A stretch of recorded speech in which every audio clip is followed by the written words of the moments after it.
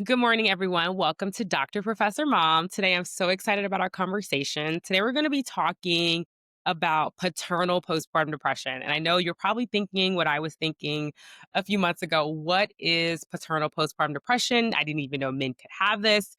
Well, today, I'm really excited about this conversation because we have Dr. Adam Lewkowitz, who is an assistant professor in obstetrics and gynecology at Brown University. He's in the division of maternal and fetal medicine, and he is an expert in studying paternal postpartum depression.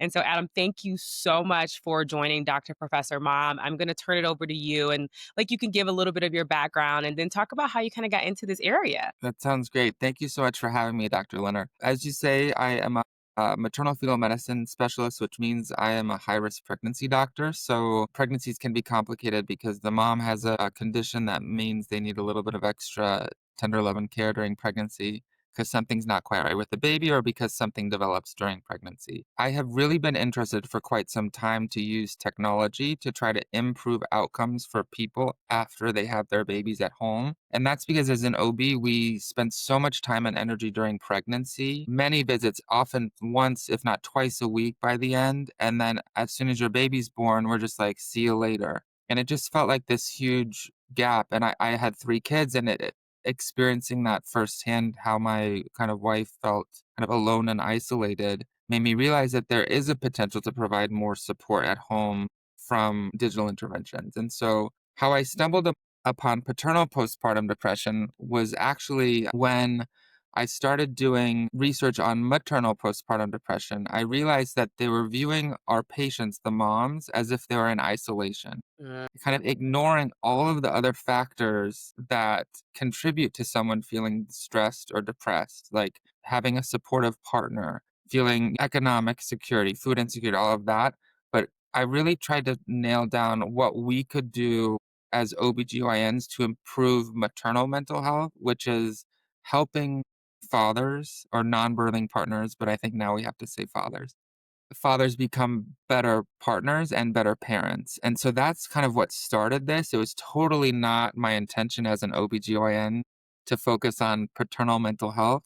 But now that I've kind of followed that path, I can think of really no better way that could help the family dynamic on top of what we're already doing in obstetrics and then providing this increased support and care for the non-birthing partner or father. And I love that you say, I personally experienced postpartum depression, and I 100% agree with you that you feel very isolated.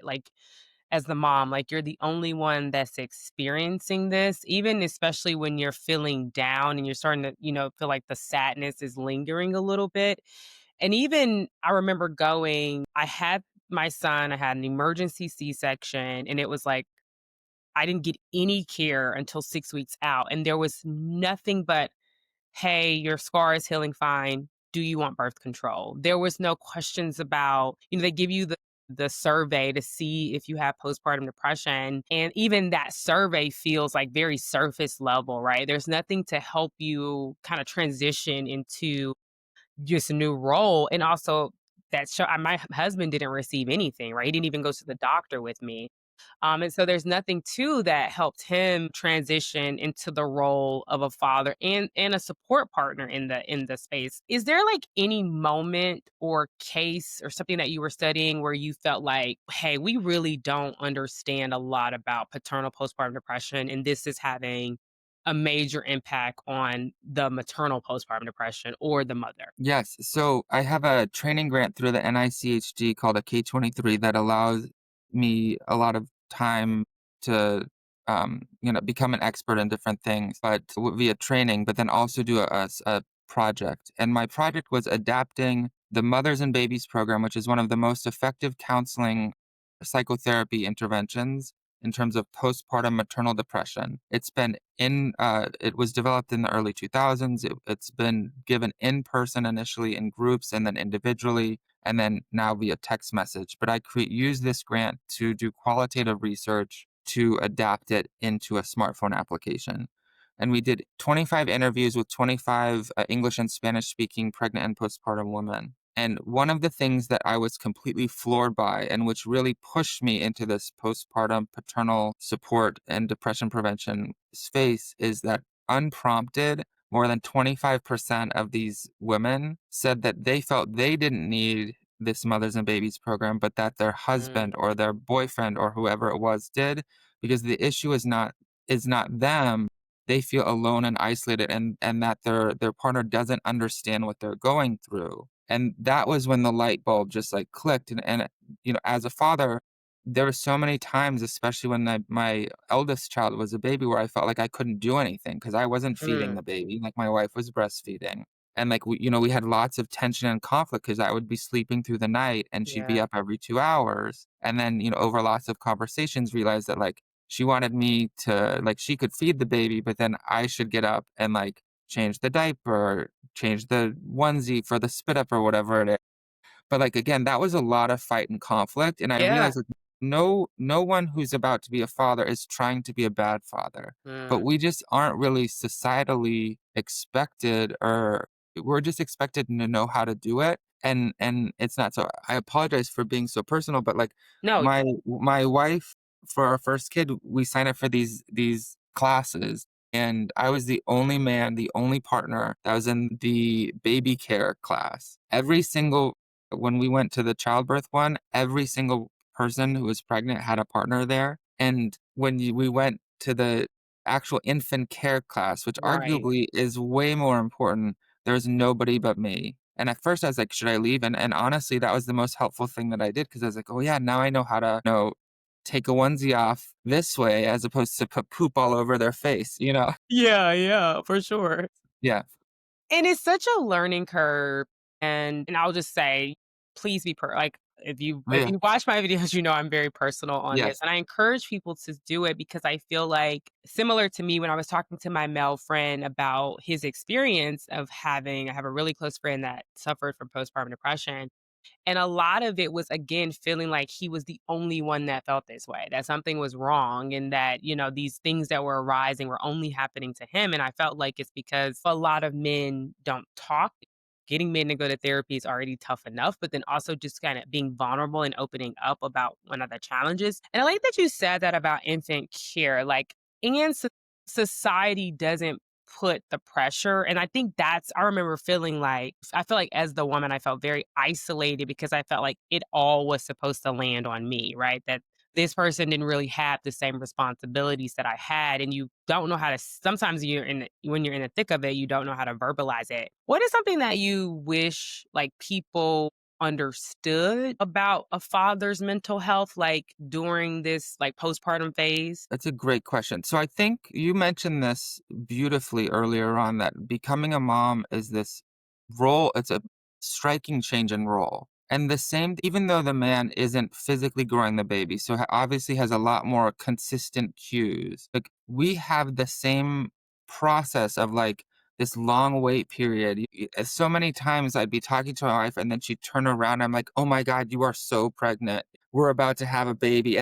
But like I wasn't feeling it all day long, but like those moments still happen. So I think it's important to remember that even though you're not physically growing and birthing the child, the baby, you are still going through a profound life change. And with any life change, there are things that you gain and things that you lose. And I think as men, we're not really, I think the cycle is changing a little bit if you think about generations, Yeah, yeah, but yeah. most of us we're not brought up to be attune with our emotions. And so we're like consciously trying to break that cycle with our own kids, but we don't really have a role model. Mm, And so I think what I emphasize whenever I talk to dads, who, by the way, almost none of them think that they could get postpartum depression because it's not part of our social right. consciousness, but that all of these things that your wife or your girlfriend or whoever is experiencing, you are also experiencing, and you will have a sense of loss. And Mm, that is normal. And the way that you feel empowered through this life transition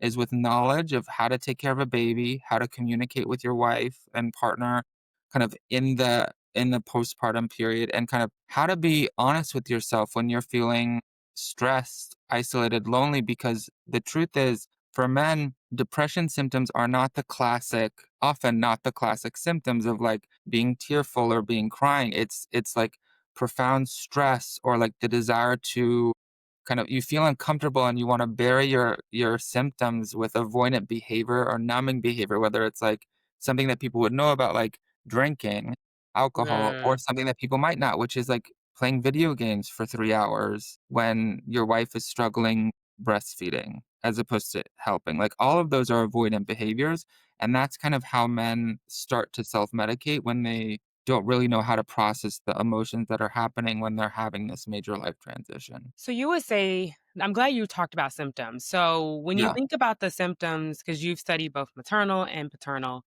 what are some of the the avoidant? I definitely can understand that. Just thinking about just some of the men in my family, but what else would you say would be some striking differences between maternal postpartum depression and paternal postpartum depression? So I think some of the same things that to pay attention to are things that might not be classic that you would expect, but really can show that your mood is not quite right. So a desire to stop exercising or loss of appetite, or conversely, like overeating because you feel like you can't settle down.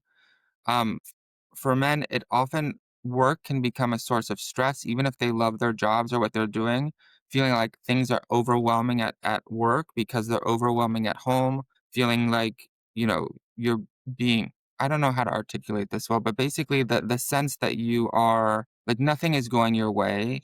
And Yeah, so you like feel like you're yeah, like inadequate in every exactly. area. Yeah, And yeah, yeah. and that's perfect. So, like, this feeling of, like, helplessness at home starts to bleed into your professional life, which can be very disorienting because a lot of men have a lot of their identity based on being capable at work and good at their jobs, and then, like, things start to slip.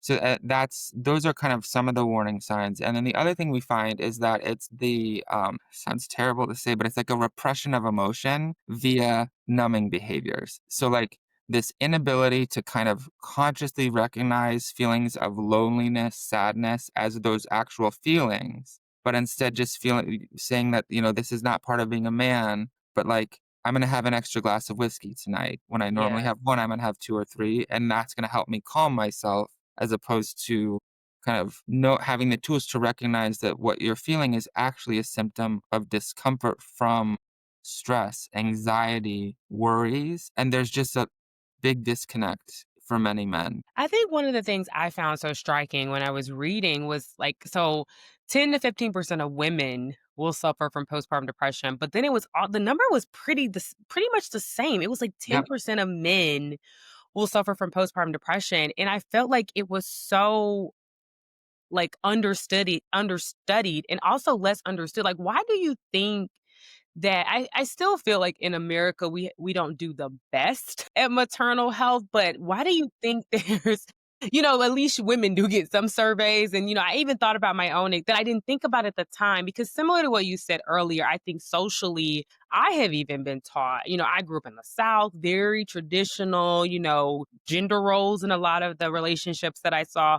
So even for myself, I even said, "Well, what is the man doing? Like, why?" Like what? Like he's not doing anything. He's just there, right? Like the woman is doing all the work. But then, as I, was working through my own journey, and I thought about, I was like, when they come in the room after you have a baby, all of the attention is on the woman for good reason. But there's like no attention or care given to the man. Why do you think generally this is so less studied or less understood than maternal health after having a baby? I think that's a great question. I think there's a few different explanations. I think the first is that men don't engage in healthcare at the same level as women at any age, particularly reproductive age. Even if you aren't pregnant, if you are a woman, you are often going to a doctor to get birth control or to a prescription or maybe to check in for abnormal periods or whatever it is. But there's this expectation that you get a pap smear for cervical cancer, and it's like part of, your annual, as they say. Whereas men, I think, I don't remember the exact statistics, so I could be incorrect, but I feel like men, what I've read is about 50% less likely to engage with healthcare, much less preventive healthcare. And so the idea that you need to engage then for your mental health care becomes like an even bigger obstacle because you don't have a relationship with a healthcare provider that you could turn to. Because like you're not going to be like, wow, I'm feeling, even if you recognize that you're feeling depressed, where do you go? You're Yeah. not gonna go to urgent care. You're not gonna go to the ER. And so they're just kinda stuck in this limbo. So I think that's one of the reasons. And the second thing, to, like, medical, the second is just, like, societal, and it's a little cliche to blame society, but it is 100% true what you say. All the attention, rightfully so, is going to to the mom, and I would argue that after the baby's born, moms also feel displaced because the Yeah. attention then transfers to the baby. Yep. Yep. And what I talk to all of my friends and relatives who are about to be dads is I tell them, I thought that I was gonna have this transformative spiritual, like, awakening when I became a dad, and I just, like, looked at this baby who was cute and looked like me, and I knew that I loved him, but he also had no connection, woke me up every 2 hours, made my wife completely exhausted and cranky, like, figuring everything out with no kind of positive reinforcement, and I, like, had this epiphany a week or 2, and I was like, "Am I a bad dad? Like, I don't think that I like this." But I was an OBGYN resident, so I was just trying to stay alive getting to shifts, so, like, I think that if I had had my first baby when I was, like, able to actually process what was happening, I might have actually developed signs of depression because the expectation that I had was so different from the reality. So the point being that every single person that I encounter who's about to be a dad, whether it's in my prenatal clinic or, personal life, I just let them know, like, you're gonna feel completely ignored because everyone's gonna, like, your mom is gonna call you not to talk to you, but to FaceTime with this baby. And you're like, well, I kind of need my mom at this moment, but she doesn't care. And so I just warn them that it might not be instantaneous, but, like, you have to just do what you can to be as supportive as you can and show up. And then, like, as soon as that baby starts smiling back when you smile, then, like, things start to click and it makes it a little bit easier. And I love that you say that because I know for me, that was one of the things that was very hard when I had my son was like before when I was pregnant, it was like you're getting all the attention, the woman's getting all the care, everyone calls you and they check on, you and how you're doing. And then as soon as I had my son, I always jokingly say, outside of my like, I have 3 best friends that all 2 of them are mothers, so they always called me and asked me how I was doing. But outside of my 3 best friends, with the exception of my father-in-law, everyone who called me only asked about my son. They never asked me how I was doing. They ever asked me how I was coping. It was just like, "How is the baby? How's he doing?"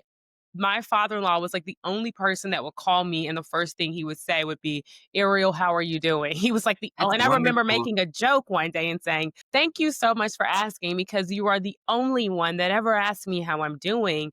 And you feel like no one cares. Like, I remember Yes. feeling that when I coulda looking back on it now with the knowledge that I have, it's like I could imagine for the man, it's even worse Hmm. because you are getting like, literally no one cares about you, right? Like, Yes. and I hate to say it that way, but, like, like I said, the woman gets she gets the survey, she gets some care, but, like, the man is just like and I could imagine that if you're prideful and men are, in their mind, they're supposed to be providers and this kind of like like toxic masculinity starts to come in that you feel like you need to be that even when you're struggling and I could imagine that you wouldn't know how to verbalize that.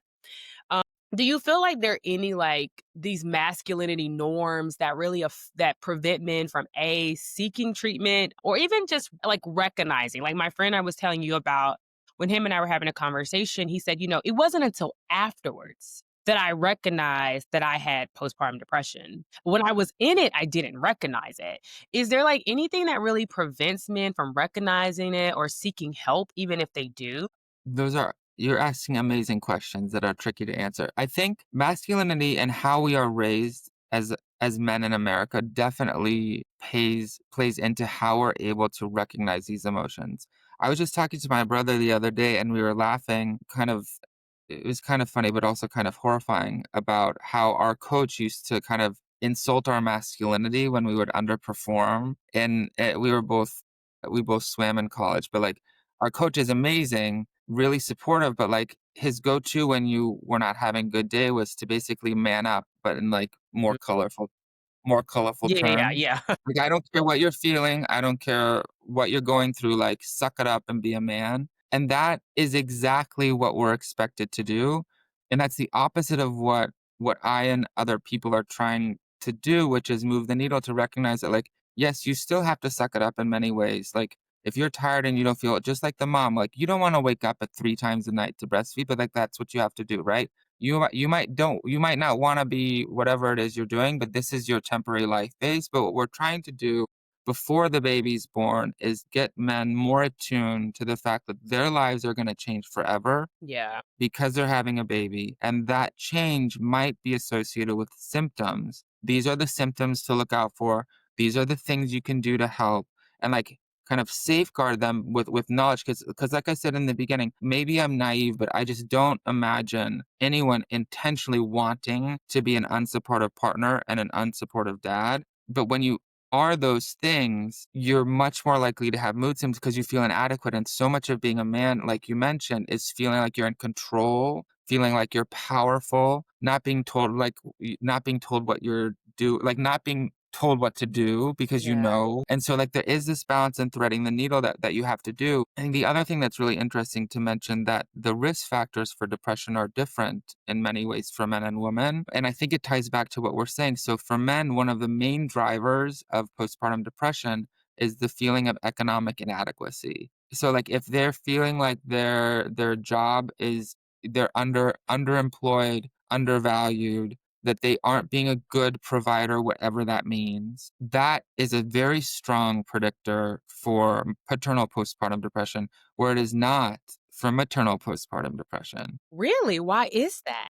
I think it goes like it's you are expected like when I talk to so I'm doing as you know I've developed a postpartum paternal depression prevention intervention, and in order to do that I did a bunch of interviews with we're at 22 men and we're not quite done yet, but all of them have risk factors for postpartum depression, the majority of them economic. But the theme that keeps coming back when I'm sick, my first question is, are you ready to be a dad? And they say yes, always. And I say, "Why?" And almost always the answer is, "I have a great job." Wow. Okay. And I'm like, "That's true," but, like, that's not like, if I asked you or any woman, like, "Are you ready to be a good mom?" Your answer would not be, "I have a good job," That's right. right? No, And I'd be so, like, I wanna share my like, life. I wanna, like, tell yes, like, I'm yeah, like, it's just it's a fascinating cultural and societal Interesting. thing, and it's that's not something we can unpack, but it's something we have to work with. Let me ask you on that note, not to cut you off, but, like, Yeah. okay, does it oh, I have a good job when you say, like, economic insecurity, so this is not necessarily about making a lot of money. This is more of, like, I have a good job and I feel stable? Is that kind Yes. of okay. Yes. So and your friend who had postpartum depression, that does not mean that he does not have a good job and is not stable because people with like tremendous like people who are doctors get postpartum depression or Right. lord like so it's not I'm not trying to imply that it's only for people who feel financial stress, but it is just a very noticeable difference in terms of risk factors. And like you said earlier, one point I really want to emphasize is that the mental health of one parent completely interacts with the mental health of the other. So if you have a mom that has postpartum anxiety or depression, the dad is almost double as likely to have those symptoms and vice versa. And why is that? I think it's just because at the end of the day, you're in the trenches together. And if you have a partner who is really struggling emotionally or mentally, particularly if those symptoms are unchecked or untreated or not discussed with their care team, then you have less ability to kind of navigate your emotional energy is the same amount, right? And if you have to spend so much emotional energy on your baby and caring for your baby and caring for yourself, but then you also have to care for the emotional needs of your partner unexpectedly, I feel like what kind of drains. I see. Yeah, I see.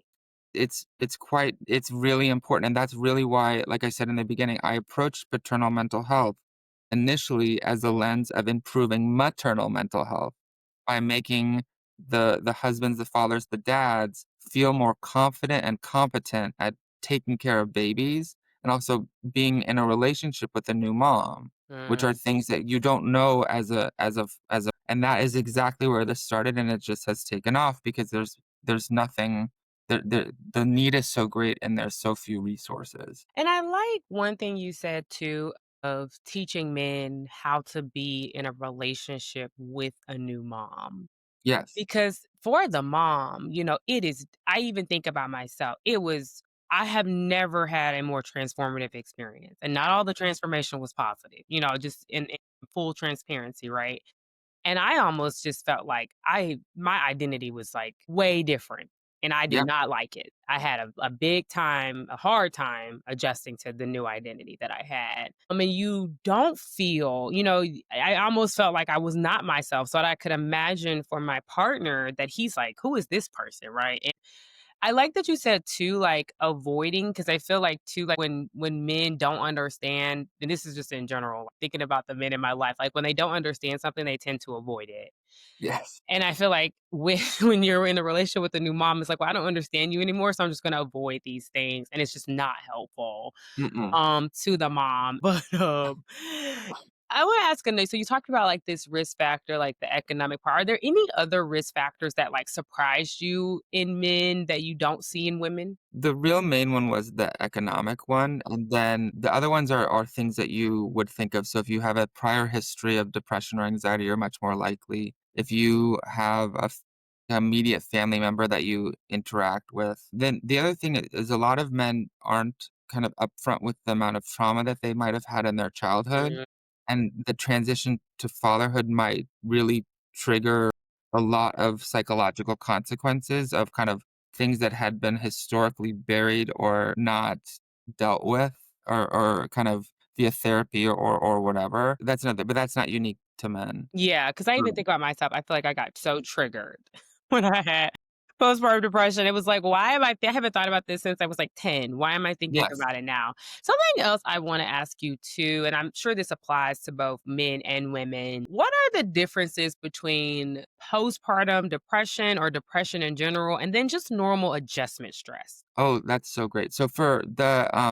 again, not much data on men for this, so I'll lean to the data for the woman. So there's something called baby blues, which happens 80 to 90% of the time. And it's within the first 2 weeks of a baby's birth. And it's all the same symptoms you would think about for depression. Fearful, anxiety, feeling kind of restless, feeling inadequate, unable to feeling essentially globally incompetent but to the point where you're, like, crying a lot or feeling easily overwhelmed. That it is uncommon not to have that happen to you if you've had a baby within 2 weeks. But where it transitions into depression is when those symptoms do not resolve spontaneously and they continue to get worse. So we don't diagnose anyone with postpartum depression, excuse me, within the first 2 weeks. But the first time that people do start getting diagnosed is around 4 to 8 weeks postpartum, and then again 3 to 6 months postpartum. And those are kind of the big spiking times. And for men, I just don't think we know what the difference is between the acute stress response and the depression. But I would argue if you are noticing that your partner is showing those signs, it might be a little sticky conversation to get your partner to recognize that those signs could be symptoms of mental health struggles, but like helping them recognize that could be really, really easy. I also wanted to circle back to something that you said about kind of being a partner of like how to be a partner to a new mom, because I think that's super important. One of the things that I think women do naturally that men do not do is what my wife loves to call the mental load. So Yeah. just like holding on to all of these things all the time, all the logistics of the family, the carpool, the where, like, a man could do that, but is not as good at it. So what makes the woman be in the position of not only being kind of the manager, but the operations person, which is not you can't manage someone and then also do the logistics. And a recurrent theme that I found for both men and for women, and which is why so much a lot of our Together in Parenting program focuses on relationships with new moms and also how to care for new babies is that when a baby is born, stereotypically, the man does not take action unless the woman tells them what to do. And partly that's because they don't feel comfortable because they Mhm. might have never held a baby or changed a diaper or like burped a baby. But partly it might be the dynamic that has been set up in the relationship before where, like, I tried to make dinner a few times and my wife was like, "That was horrible. Don't ever do that again. Make this," like, whatever it is. So, that's really what the men that I interviewed talk about is, like, with the first one, it was so hard because I felt useless. Interesting.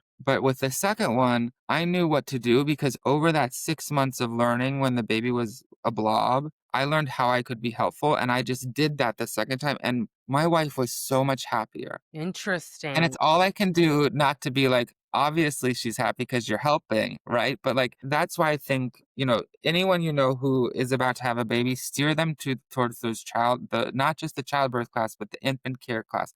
Teach them how to because, like, once you give someone that knowledge and that power, it's just a tangible example that you are in there in the trenches with your wife, that with the mother of your baby, and you are helping and your life has changed and you're in it together as opposed to be like, "Well, that's your job. Like, I don't do diapers." Right. I like something that you said too about I wanna go back to, like, first child versus second child. Yes. Is there statistics that show your chances of getting postpartum depression, whether it's paternal or maternal, are higher the first time than the second time? Yes. The only way that it's higher the second time is if you have a history of postpartum depression with the first. The postpartum depression has, for men and women, has a high rate of recurrence, meaning that if you have it once, you're likely to get it again. But yes, if you are a first-time parent, you are at much higher risk of getting postpartum mood symptoms or the depression or anxiety compared to someone who's gone through it before.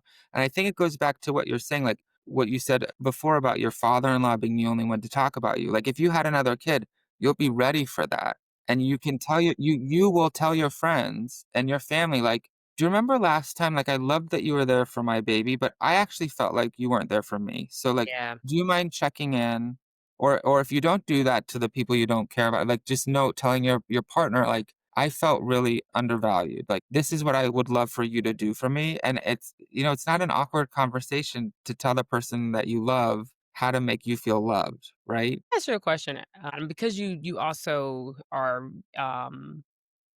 creating resources. Do you think that if people had so that I know you have the infant care classes, do you think if people had there was some type of therapy that people could have before they had kids or like while they were pregnant to really talk about the expectations or what you may need from your partner and if people like a therapist or a class could help you understand like what you're about to face or the experience that you may have. Do you think that would be helpful for people transitioning into that together? 100%, and I have to admit that I'm very biased because I'm creating a program for pregnancy to be given during pregnancy for fathers, specifically because of that. There are lots of great resources already. They're in a little bit of atypical channels. So there's the classic things like Postpartum Support International. They have great resources that are online and digital. But there's also like podcasts. One of my favorite podcasts, and I'm not endorsing anything, but, it's like Old Dad, New Dad, and it's a man who's, like, further along in his parenting journey and a brand new dad, and they just talk about father things, and, like, every time I listen to it, I was like, this is I wish more people would listen to it because Yeah. part of it is just recognizing that, like, all the things that I felt as a new dad is also like, a lot of my other friends felt them at the same time, right? But the program that we're developing, actually, one of the things the program's almost done, it's called Together in Parenting. We did a lot of qualitative interviews to try to optimize the intervention. Interestingly, it was pretty clear that it wanted to be a podcast format, which it makes sense a little bit, but is not something that I had ever done before. So we like hired actors and we have all these modules and it's based on interpersonal therapy, though it's never listed named as therapy. Mm. But for me, interpersonal therapy makes sense as an ideal intervention for fathers because it's all about communication, how to communicate in an assertive manner as opposed to aggressive or passive, how to obtain social support from your current social network, and then also expand your social network. So, as you know, as a mom, like the people who know what you're going through are the people who have kids your same age. And so you might never have been friends with them before, but all of a sudden it's like a friendship forged in fire, right? Yep, yep. And so and then really prioritizing your relationship with your partner as the source Mm. of your ultimate comfort, which means a lot of work. And so All of those things are interpersonal therapy, but they're packaged we package them as a conversation between 3 friends who are new dads or, like, the same idea. Yeah.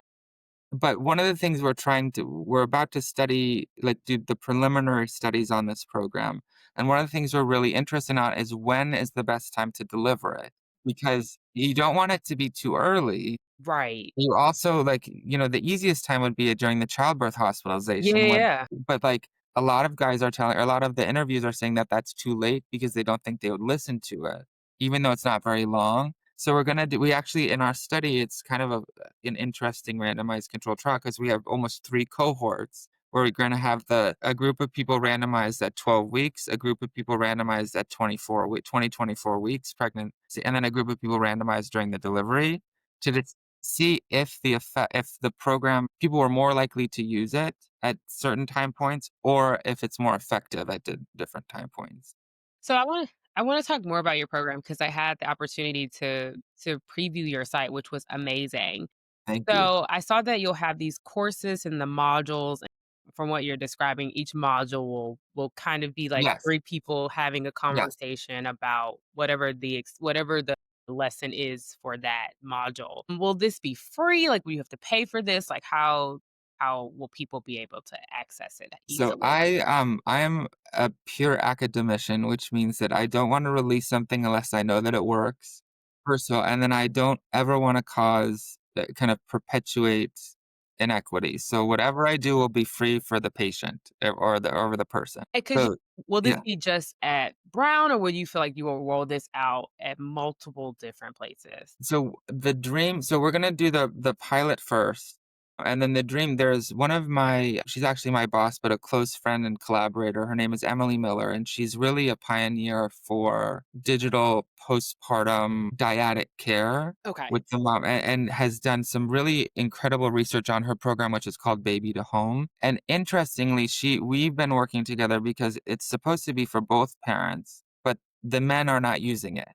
And so, like, I've done a bunch of interviews with men who were supposed to use it to figure out why, and what we've realized is they believe that that is a mom intervention. I And see. so what we're gonna try to do is put together in parenting as the dad intervention and give them both at the same time to see if that is helpful. But the short answer is our dream is that this will be available to everyone, and the Together in Parenting program is loosely adapted from this program called Roses, which is an interpersonal therapy program that has been shown to prevent postpartum depression in a woman that is widely available. So, like, if lightning will strike and this works, then we're gonna just, give it to everyone. And, even for me, and I always say this, and I don't know if you find this, even as educated as I was, I had a doula, I still didn't really understand postpartum depression or even know what resources, Yes. to get. And I look back on it, I'm like, as much as I know, like, why didn't I know this? And then as I sat back and thought about my experience, no one's really telling you, like, even for me, throughout my entire 9 months of pregnancy, no one is really telling you what to look out for. Yeah. Or if you start to feel this way, or ways to, before you have the baby, what are ways to prevent this from happening? Even for the mom, no one is really saying that. And I think too, from a society standpoint, when I think about postpartum depression, I think about the most extreme ends, right? Like suicidal thoughts or harming your baby, or like I Yeah. don't even think about the in between that. And I didn't recognize it wasn't until, I went to a psychiatrist that said, "You have postpartum depression that is out of control at this point, right? You've had it for a very long time and you just haven't Mhm. received treatment." And I wonder too, like, what are when I think about men, it's even worse because they're not even really getting. So, do you look at Together in Parenting as a screening and treatment tool for men, or more of a prevention tool, or all of that? Yeah, if as a standalone tool, Together in Parenting is designed to be a prevention tool, Okay. so it's for people that currently don't have depression or recognize that they have depression. The baby to home intervention that I talked about is really for treatment and screening. So together, I think that would make perfect sense. But I do think you're completely right. Unfortunately, your story is like very common, and postpartum mood symptoms are the most common condition diagnosis of in the perinatal period, more than diabetes, more than hypertension, but, like, we talk a lot about those things, and we don't really talk about depression. And I think partly it's because obstetricians are not trained historically to be mental health providers. We're recognizing now that that's a huge shortcoming in our training, Yeah. and so we're trying to be more engaged. So, for example, at our clinics at Brown, we have a social worker in every single one of our clinics. Interesting. We do screening multiple time points for depression and anxiety during pregnancy, and the social worker meets every single patient, so that way, if that patient needs something, it doesn't become punitive. It doesn't feel like a stigma, like, "Oh, that's Jess, like, I she's so friendly. Now she's gonna give me something specific because it turns out I screened positive for depression." So, like, Mhm. that's kind of the way, and I think we are slowly changing, but I do think that what's tricky about depression is, and you're a great example, it can happen to anyone, even the most educated, well-supported person, and a lot of what can trigger depression, we're just kind of learning about, so, like, if I have 2 deliveries in one night and one is a C-section for someone who pushed for 4 hours and the baby wasn't coming out, and the other was this emergency thing, like, kind of like what you had, or I don't know your story, but, like, an emergency C-section that, like, from my perspective is, like, super chaotic. Yes. It could be that person 1 with the unscheduled, but, like, very calm section has profound birth trauma over the experience, a sense of loss, and that is the person who develops postpartum depression, whereas the other person might have had this really chaotic delivery, but is so happy that because she was so worried her baby would die and her baby's healthy that she's like, "Oh, I'm fine." And we would automatically focus on the second person Uh, in terms of mental health resources and ignore the first one. But that's our prescription when it doesn't really make sense. I felt like I was just blabbing for no reason, but do you know what no, yeah. I know exactly understand, and now that you say it, it does because I remember for myself, I was in labor for, like, a 18, 19 hours. My Oof. son wasn't he was in at an angle. Yeah, I didn't feel like I felt like when it was time, I was told my baby was, like, down, and he really wasn't. He was sitting at an angle, and I'm pushing, and nothing's happening, and then his heart rate starts diving, and now it's an emergency yeah, C-section, and because I didn't true I don't again, I didn't really understand what happens after you have the C-section and yeah, that it's a major surgery that I didn't really yeah, think about, and I remember when my son was born, just having the complete shakes, like, literally shaking uncontrollably and saying to my husband, I he was like, "You need to hold the baby," and I was like, "I cannot hold this baby. I feel like I will drop him." And so I felt like I was robbed of that immediate connection with my son, and then after you have a C-section, your abs don't work, so then anytime somebody has to give you the baby, you're relying on a lot of people, so then I felt like from day 1, I felt inadequate. yeah, As soon as, like, I felt like my body had failed me, and now I feel like I'm not able to care and get up and do for my son the way I imagined it would be, right? yeah, Everything was like the opposite of what I imagined. And to your point, I definitely, I felt like I had baby. I remember asking my doula, my husband and I were just talking about the housing market, and I felt like I needed to cry, and I didn't know why. And I messaged my doula, and she was like, "It's just baby blues." And so I thought every time I was experiencing something, I didn't even know baby blues existed, but before yeah, until I texted my doula. yeah, And I didn't feel like so every time after that period, the 2-week period, I was like, "Oh, it's just baby blues." Oh, and then all of a sudden it wasn't baby blues anymore. It was just full on depression. And I think about it too, like, well, I'm not myself, so I'm not able to support my partner the way I'm not able to support anybody but this baby at this point. What when you think about dads, like, outside of the mom, because they're having maybe their own experience, what role does an extended family play in supporting dads? great question. So, I think, first of all, it sounds like you went through the ringer, I and that did.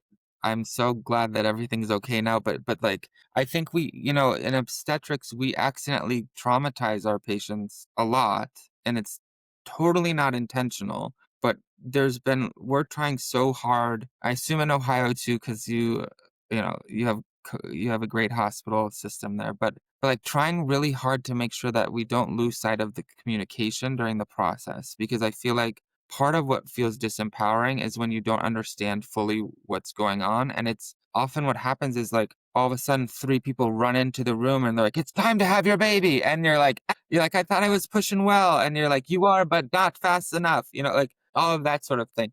But, I also wanna comment that I feel like one of the things that we're really emphasizing for Together in Parenting is that, like, in the immediate postpartum period, your job as the man is to be as needless and selfless as possible. I'm not Mhm. saying this is months and months, but, like, in the first week or 2, your job is to try to be as supportive as possible because you're going through a big life transition for sure, but even your partner is going through that same life transition on top of the physical recovery, Right. the hormonal recovery, and the inevitable breastfeeding challenges, which is a whole nother issue because people act as if breastfeeding is so easy. I've never met anyone that it actually works easily for because it's not, and like that's this whole other societal thing where like people feel guilty, where it's like, I'm a failure as a mother, I can't breastfeed, but Yeah. that's neither here nor there. To get back to your question, I think the men who transition most successfully to fathers have some sort of supportive care network or supportive Mhm. network. And most often that is family with, cousins or brothers or sisters who have gone through that life experience so they can lean on. But it also could be friends. Like through these interviews for Together in Parenting, I've met quite a few dads who, to be blunt, have relationships with their friends that I don't have with many of mine, where they like talk about the struggles of fatherhood or whatever. Yeah. Um, they have like a very transparent, open relationship that provides a lot of support. So it doesn't have to be family, but I do find that often family is the most logical step because you're not embarrassed to ask your cousin who has a 2-year-old, like, hey, how did you get through this? This is not what I thought. That's a safe person. Yeah, and I feel like men don't open up as much.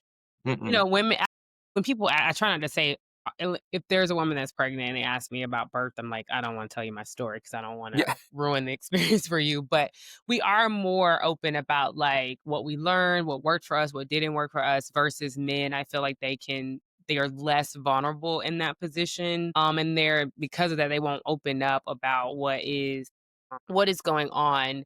Like, what are there countries that do a better job at supporting men in the postpartum phase than we do? Yeah, I think usually my go-to answer for improved postpartum care and support is in Europe and particularly Scandinavia Mm, because they have paternal leave, or Canada too. So like it's not just the mom who gets paid leave in these countries, the father also. And I think knowing you have the job security and knowing that this is your time to invest in your kid and you can fully unplug and you know your job will be there, it's a very different experience than most men have in the United States where, like I was a resident, I got a week off, which happened to be Thanksgiving, but so be it.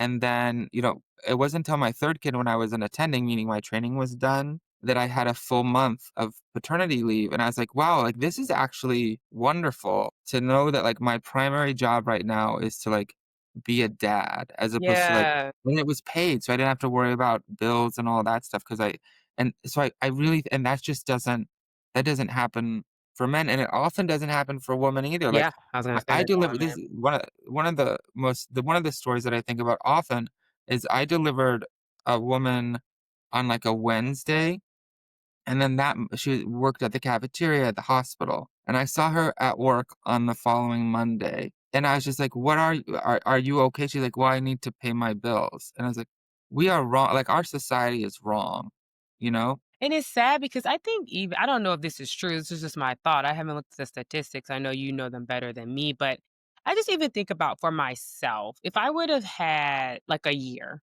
or 6 Yeah. months, Yeah. if I would have had a year to transition nicely into my role as a mom, figure out my footing, figure out my path without the stress. we both are professors, so we know the stress Yeah. of trying to get tenure. Without that stress sitting on me, I felt like I know I would have had a totally I'm not saying I wouldn't have had postpartum depression, but I know I would have had a very different experience. Yes. When you look at the countries that are just better set up for maternal health and care and paternal health and care, are the statistics for postpartum depression lower? So it's a little bit like comparing apples to oranges because Mm, countries like, Sweden and Denmark and Norway, they have, like every person is part of a registry, and so they know, like, all of these granular data about everyone, whereas in the US, like, we don't really even know. We can guess what the nationwide statistics are based on cobbled things, but, depression is often we use, like, in databases from medical records that are based on ICD-10 codes, and as a doctor, I don't put in depression because it's unless it's actively something that I'm dealing with as an OB, which, like, as an OB, I might not be, so that person is counted as not having depression. yeah, So it's a little tricky to compare, but in general, the rates are thought to be lower, and I think it's a lot of exactly what you do. Like, it's a more it's almost cliche to say, but, like, you feel like this like, your job like, society wants you to take care of this baby and wants you to be a mom because you have this time off, you have this job. yeah. One of, my wife and my good friends actually is a professor in Canada, Okay. moved from the US to get it because on purpose, but, like, hard to get a tenure track job, found one in Canada. Like, she talks about her healthcare and her leaves, and I'm like, "Could I work there too?" Like so it's just a whole different culture, and, like, I love America, I love living Me here, too. like, despite all of the issues that we're having, currently, it's still, has is the place where I wanna be and raise my family, but things like this are really hard to swallow. It is, and it's funny that you even say that. I was just having a conversation with our director of our art center here at OSU, and she's French Canadian, Yeah. and we were similar conversation. She's older, but she had 3 kids, and we were having a conversation just about parenting and raising kids, and she was like, "It's really like when I look at" now she's working in the US, but she was in Canada for a long time. She's like, when I moved here and realized, like, how little care and support that women get," I'm like, "Well, this is why women are struggling." When she started to talk Yeah. about, she had a year paid leave and, she had the opportunity to bond with her kids and not have to worry, like, she didn't have housing insecurity and food insecurity, and like you said, this economic insecurity, but it also benefited her husband too, because as you're saying, one of the big risk factors for men is economic. And then if you're not worried about that, Yep. Yep. that you're not, and also that you're not going to be looked down on. I think that's Yes. another big thing and I will say, and not to I'm saying this is actually true. I feel like my department at OSU was a lot more supportive than I had heard of other Mhm. departments, even within the institution. They were very supportive. At the time I had my son, it just happened that 3 assistant professors were pregnant at the same time. Wow. We did Yeah. not plan it. Yeah, yeah. But they were very supportive of us, but, I could imagine if there's no shame. There's no shame in if I say to a colleague, "Hey, I can't meet with you at 5 o'clock because I have to pick my kid up from daycare or my kid's sick," whatever. There's no shame in my department, but I have heard other stories where women and men are shamed for saying that, and I could imagine that it's even worse for the man because they're not expect in these gender roles, they're not expected to. And so it's just really sad that we want people to have kids and we want people, but we don't give them the support. And that's what I realized in my entire journey. That for Mhm. both people, no one is really getting the support that they should be getting and they need in order to raise a healthy kid, but also be inspired and empowered to have more kids. Because Yeah. after my experience, I will not lie to you, Adam. I was like, it would take Never have it would never Yeah, yeah. take me. Yeah, yeah. I I'm think done that with this. that was a beautifully said quote. I think you hit the nail on the head, but And so another thing I wanted to ask you was when you think about, I don't know if the data is there, but for paternal postpartum depression, are there certain groups, and it doesn't have to be based off race or anything, just in general, are there certain groups of men that are more susceptible to it than others?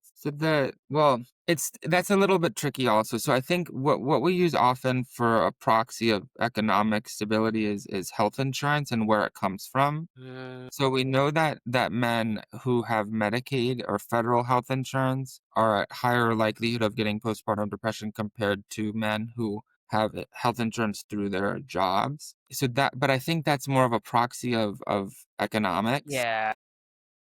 And then I actually, to be honest, don't know. I'm not remembering offhand, the racial, ethnic, Yeah. social demographics. So I apologize, but Yeah, that's fine, and I'm sure that's with I could imagine for Black and brown men that don't already yes, seek therapy. yeah. It's probably terrible. Can I ask you, so now you've built, like, you're digging in this with your Together in Parenting platform. What are some of the urgent research questions around paternal postpartum depression that we should be thinking about as we envision the future, especially as we want, like, as we see a lot of countries having declining birth rates, right? Like, what are some urgent research questions right now? So great question. I think for paternal postpartum depression, the most fundamental question is, can we develop something that actually helps? Is that like, are men gonna buy or lean into a therapy-based approach? Or is it something that we have to like think of on like a policy level where turns out the way that we prevent postpartum depression for men is by like requiring a month paid leave, instead of trying intervention individually, more on a state level. I see. So those I think are the fundamental questions because we're so behind with paternal postpartum depression research compared to maternal. So I think they're very simple. And then I think also being really intentional to kind of culturally tailor whatever we're doing because what might resonate a lot to someone in New York City might actually be quite off-putting to someone in Alabama That's true. or just based on the different kind Culturally. of social constructs. And I'm from Arizona, and I live in Rhode Island now. So like it's two different types of guys who live Well, in yeah, these I'm from big Alabama, cities. so I know. Yeah, yeah, right. And so like I know like my family in Arizona would, they call my kids' school the crunchy granola school. And It's it's like, funny because my mom says, like, the same thing about she's like, "They're just too adventurous at that school, all this yeah, yeah. Montessori stuff." I'm like, you guys, it's basically the same school that you send your kids to. It's just the New England version. But it's just so I think just being super intentional that like we obviously can't make separate things for separate people, but making sure that whatever we do is as kind of people can identify as broadly with something in it so that because you're not going to engage with something if you don't identify with it. Right. And accept that it could happen to you too. I think Yes. that's, like, another that Yes. like, that machismo, like, "Oh, this can't happen to me." So I wanna, thank you so much for talking Yeah. today, but another thing I wanted to ask you was, if a listener suspects that them or their partner may be suffering from paternal postpartum depression, what are some things that they could do today to either encourage therapy or encourage them to, recognize the symptoms that they may be having? Great question. So I think that's a huge lift for the mom or the family member to do. So like first recognize that that might be a really hard conversation for a man to hear, but that it's really important that you do it. So I would lead with the fact that you've read online that postpartum depression is just as common in men as it is in women. So that way it normalizes what they're feeling. Yeah. And that also that the symptoms of depression aren't the classic, like crying in bed at noon, unable to go to work, which I think is a lot of what men, they're like, I'm not depressed. I'm still going to my job. I'm Yeah. still like, so it's not the classic symptoms. And that there's a lot of resources online. The Postpartum Support International would be a great launching pad. And there's other, if you just Google paternal postpartum depression, there are some kind of educational videos that you could watch. And then the tricky thing is then how to get them engaged with mental health care, and that will depend on their insurance, their comfort. But we know that men are less likely to accept in-person appointments and also medications for mental health. Mm, So just knowing in the back that it might not be as easy as like telling them and then they go to the doctor and they start on an SSRI or whatever they decide, that it might actually take lots of conversations, then it might require you to, encourage them to engage with their best friend who they haven't seen in 3 months because they've been so overwhelmed with childhood. So all these different mitigating factors you can do, but I think starting with the lens that this is actually quite common and we're just starting to realize how debilitating it can be. And then, I don't even wanna say you can't really refer them to our website yet because it's not really functional, but, we can add resources to our website that then you can link to other things. Again, like I mentioned before, there's some great podcasts, and it's you have to be creative right now because there's really true there's a Yeah, and I'll post links to all these things that you said Oh, yeah. today. When do you expect your Together in Parenting to roll out, like, be available for people? I hope by, the end of 2026 Okay. that then the study will be done, and then we'll have it be available. And I'm But I don't looking wanna do forward something to if it. it doesn't work. Yeah, I understand. Is there anything else or any parting thoughts that you would like to share with the viewers today? I know, like, from talking to my friends, so many people are excited about this conversation. Thank you. Yeah, no, I'm honored that you invited me, I'm really appreciative. I just think that, like, remembering that we as men were not brought up to be, like, very emotionally attuned and aware of our emotional needs because we have been basically brought up to, quote, "man up" whenever things got tough, and that is something that a lot of my generation and you're like, we're all in the same we're all actively trying to unlearn Yeah. and actively trying to teach our kids different, but we still need a lot of help and support. So kind of meet us where we are, but push us a little further along our emotional journey, I guess. And I love that saying, meet the men where they are, right? Instead of trying to force them into something. And that, it's not a one size. I always say that even just about therapy and in general, Mhm. it's not a one size fits all for everyone, right? Yep. But I love that you said meeting them where they are. And thank you so much, Adam, Pleasure. for Yes, speaking with me today. I really enjoyed this conversation. And thank same. you for the listeners for tuning in to Dr. Professor Mom. I hope everyone has a great day.